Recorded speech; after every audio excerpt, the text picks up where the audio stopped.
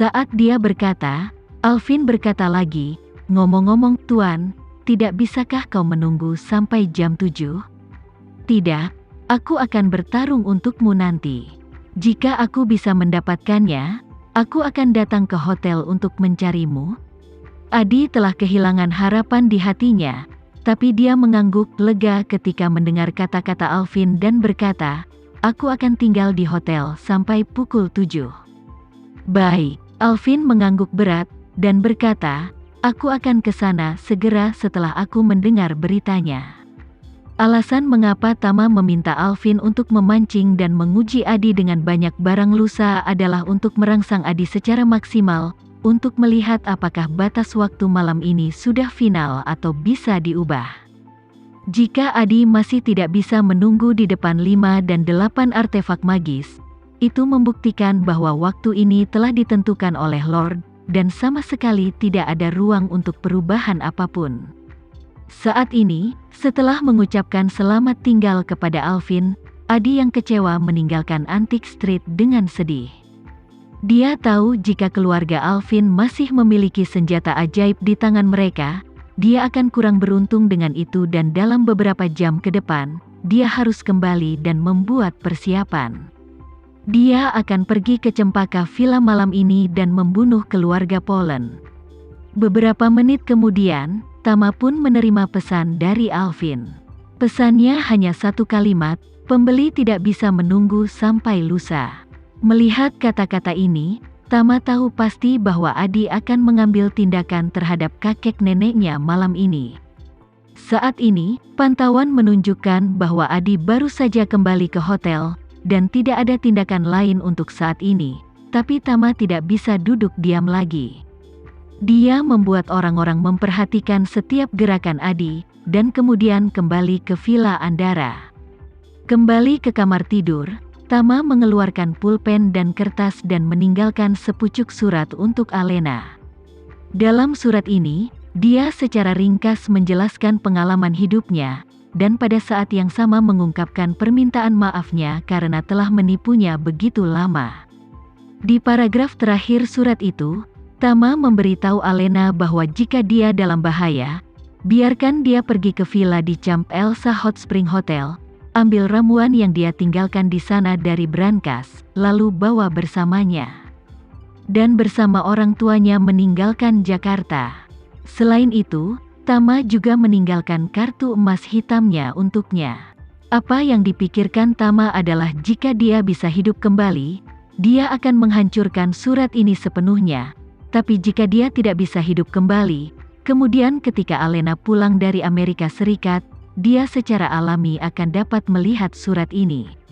Surat ini adalah keinginannya. Setelah menyelesaikan semua ini, Tama meninggalkan rumah sebelum Adi meninggalkan hotel, dan berencana untuk pergi ke Camp Elsa Hot Spring Hotel, di mana dia menunggu langkah Adi selanjutnya. Sudah lewat jam 5 sore ketika Tama berada di villa tingkat menengah di sumber air panas Camp Elsa. Adi masih belum meninggalkan hotel saat ini, tapi Tama datang ke villa, melepas pakaiannya dan berendam sebentar di mata air panas, membiarkan tubuhnya benar-benar rileks. Pada pukul 6.30, dia berganti menjadi setelan hitam perjalanan malam, menyimpan 2 artefak magis, perintah guntur yang mengejutkan dan pedang penusuk jiwa, dan mengeluarkan 3 pil budidaya, 3 pil peremajaan, dan 3 pil pembentuk kembali untuk membawanya ke dekat tubuhnya. Ketiga pil kultivasi ini bisa membuatnya penuh aura, dan lawannya telah tersedot keluar banyak aura oleh Thunderbolt yang dimodifikasi secara khusus. Tingkat kemenangan akan sangat meningkat. Pil peremajaan adalah obat penyembuhan. Jika dia kalah dalam pertarungan, pil peremajaan juga dapat membantunya pulih sampai batas tertentu. Adapun pil resaping, ini adalah obat penyelamat hidup terbaik untuknya. Efeknya jauh lebih mendominasi dibandingkan dengan pil peremajaan. Jika lawan benar-benar ahli super, resaping pil bisa menyelamatkan nyawanya di saat genting. Tama merasa bahwa dengan pil-pil ini di sisinya, dia percaya bahwa dia bisa bersaing dengan Adi.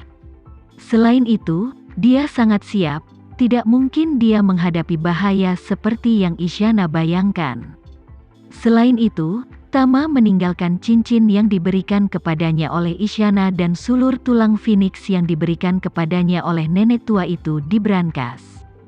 Setelah melakukan semua persiapan, dia menerima pesan dari Devano bahwa Adi telah meninggalkan hotel, menghentikan taksi di depan pintu, dan meninggalkan kota ke arah Camp Elsa Hot Spring Hotel. Hari ini, Devano dan Johan tidak lagi berlatih dengan orang lain. Tama meminta mereka untuk mendukung dan membantunya. Devano bertugas memantau Adi, sedangkan Johan siaga kapan saja, menunggu perintah Tama. Setelah menerima kabar bahwa Adi sudah pergi, mata Tama memancarkan tatapan tegas, dan dia berkata dengan dingin, "Akhirnya kau datang." Setelah itu, dia langsung mengangkat ponselnya, menelepon Johan, dan memberitahunya, "Ambil helikopter dan tunggu aku di gerbang villa." Johan, yang telah menunggu instruksi di Camp Elsa Hot Spring Hotel, segera berkata dengan hormat, "Oke, Tuan Renza, saya akan datang." Semenit kemudian terdengar deru helikopter. Helikopter sipil berperforma tinggi telah tiba di luar villa, dan perlahan-lahan turun di dasar datar di luar pintu villa. Tama melangkah maju untuk keluar, tapi sesaat sebelum meninggalkan ruang bawah tanah, dia tiba-tiba teringat sesuatu dan segera berhenti.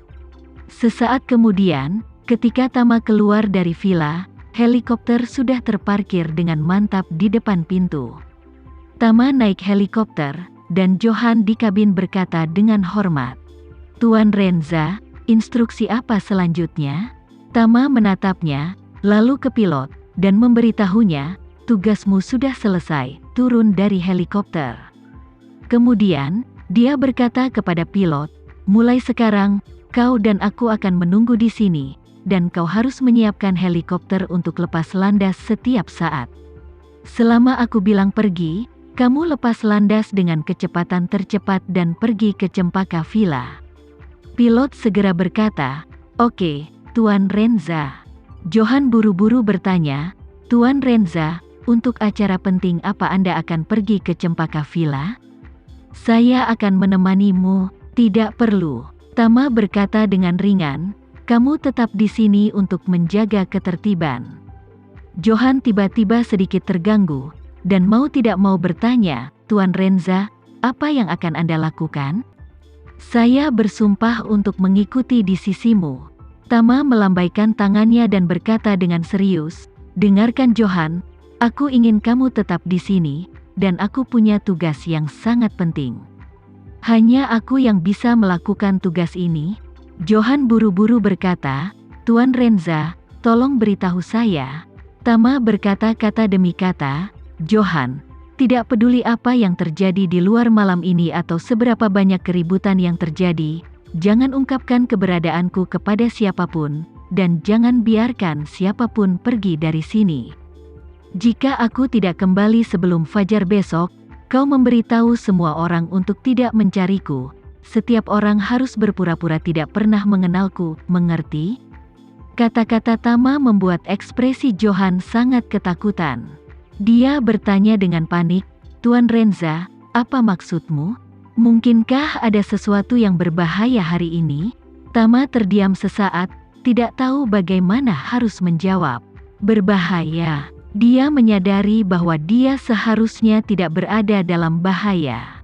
Adi memegang 3 alat sulap jelek yang dia buat dan masih menganggapnya sebagai harta karun. Dapat dilihat bahwa orang ini tidak memiliki pencapaian energi spiritual yang mendalam.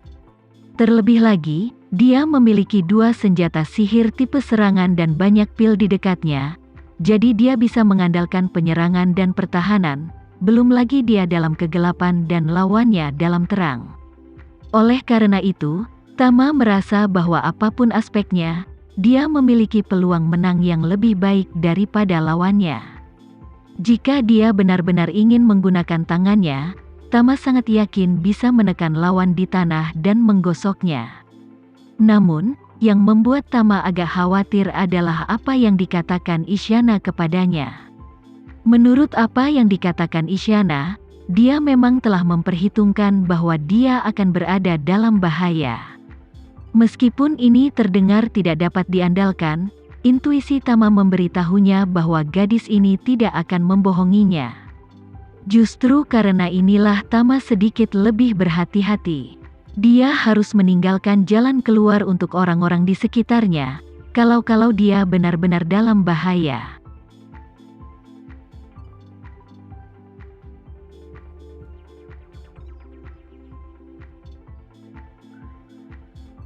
Sekian dulu ya video kali ini, kita lanjutkan lagi videonya di lain waktu.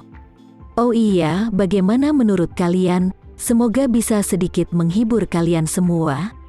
Untuk teman-teman yang baru nonton, jangan lupa subscribe ya, hehehe.